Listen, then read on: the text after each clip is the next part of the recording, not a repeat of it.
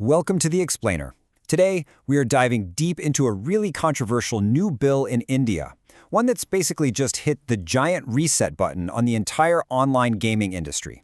So back in August 2025, the Indian Parliament passed a bill that's poised to bring a multi-billion-dollar industry to a grinding halt.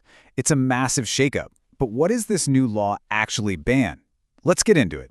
All right, so if you look at it, the new law basically draws a huge line in the sand. On one side, everything with monetary stakes is now banned. We're talking online rummy, poker, and yeah, even the huge fantasy sports platforms like Dream 11. But on the other side, it's actually promoting competitive esports. You know, games like Valorant, and all those casual games we play, like Ludo and Candy Crush. So yeah, that's the big picture. But what's really fascinating is just how sweeping the fine print of this bill is. We need to unpack what this Promotion and Regulation of Online Gaming Bill 2025 actually says. Okay, and this right here, this is the absolute key. For years, there's been this whole legal tug-of-war over games of skill versus games of chance. Skill games were usually okay, chance games weren't. Well, this new bill just throws that whole debate out the window. It doesn't matter anymore. The new rule is simple. If you pay money to play, hoping to win money back, it's banned. That's it. End of story. So you might be wondering, what about the players? Am I going to get in trouble? Well, the law is really clear on this. It's not going after the players themselves. Instead, it's targeting the entire ecosystem that makes these games possible. We're talking about the game operators, the platforms, the advertisers, yep, including all those celebrity endorsements, and even the banks and payment processors that handle the money. And listen, the penalties for breaking these rules they're severe. Seriously, we're talking up to 3 years in prison for operators, massive fines up to 1 crore rupees. And here's the kicker. The offenses are non-bailable. On top of that, the bill gives authorities some really sweeping powers, like being able to search and arrest without a warrant. It shows you just how serious the government is about enforcing this. Which, of course, brings us to the biggest question of all. Why? Why take such a drastic, sweeping step? Well, the government's reasoning covers a lot of ground, from really heartbreaking personal stories all the way to national security. And a big part of the government's case starts with these just devastating personal stories. During the debates, the IT minister, Ashwini Vaishnav, he actually brought up headlines just like this one, pointing to the real, tragic human cost. He even called it an issue bigger than drugs. And to really get a sense of why they're acting so urgently, you just have to look at the numbers. The government estimates that 45 crore people in India have been affected by financial losses. I mean, just let that sink in. 450 million people. That's a staggering number, right? We're talking about a huge portion of the population. And it's not just about the number of people, it's about the money. We're talking about an estimated 20,000 crore rupees being lost by Indian families every single year. That is a massive financial drain, money that the government says is just fueling widespread debt and ruin. So, when you put it all together, the government is framing this as a full-blown crisis with multiple fronts. You've got the public health angle, addiction, mental health, even the WHO's official gaming disorder diagnosis.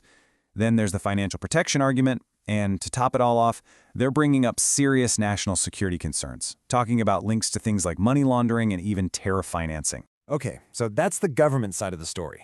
But now we have to flip the coin and look at how the industry itself is reacting. Because for them, this isn't just a new rule, it's an existential threat. And the economic fallout could be huge. We're talking about over 200,000 jobs potentially on the line. There's 25,000 crore rupees in foreign investment that's suddenly at risk. The government itself is looking at a massive loss in tax revenue. And of course, you have over 400 startups whose entire business model just got wiped out. And the big argument from industry leaders is this: a total ban isn't actually going to solve the problem. They're warning that it's just going to push millions of users underground, towards illegal offshore betting websites where there's zero consumer protection and the risk of fraud and addiction is actually way, way higher. On top of all that, there's a huge legal battle brewing here. The industry is gearing up to challenge this in court, and their main argument is that the bill itself is unconstitutional. See, under India's constitution, betting and gambling is supposed to be a matter for the states to decide, not the central government. So the big question is, did the central government even have the power to pass a nationwide ban like this? But here's a really interesting twist. This bill isn't just about banning things, it's also about promoting something else.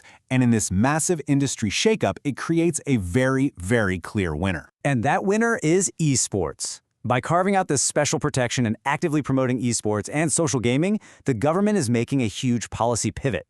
They're essentially saying, we're done with money games, but we are all in on skill-based competitive gaming. They're treating it like a legitimate sport. And this isn't just empty words either. We're talking about real government support. The plan is to create a whole new regulatory authority just for esports, build training academies and research centers, offer financial incentives for new ideas, and really push for more made-in-India games. It's a full-court press. So where does that leave us? Well, the most important thing to remember is that this ban isn't the end of the story, not by a long shot. It's really just the beginning of a brand new and pretty uncertain chapter for the future of digital entertainment in India. And the next big stage for this fight is almost certainly going to be the Supreme Court. On one side, you'll have the government arguing this is all about public order and national security. On the other, the industry will argue the ban is unconstitutional and violates their right to do business. It's a classic legal showdown, really. The central government versus the states, public safety versus economic freedom, and a brand new law versus decades of court rulings. And all of this leaves us with one big final question to think about. The government has chosen total prohibition to deal with what everyone agrees is a very real problem. But is a complete blanket ban truly the right play here? Or does this miss a huge opportunity to create a well-regulated system, one that could protect people and allow for innovation? The game is definitely set, but believe me, the final score is far from decided.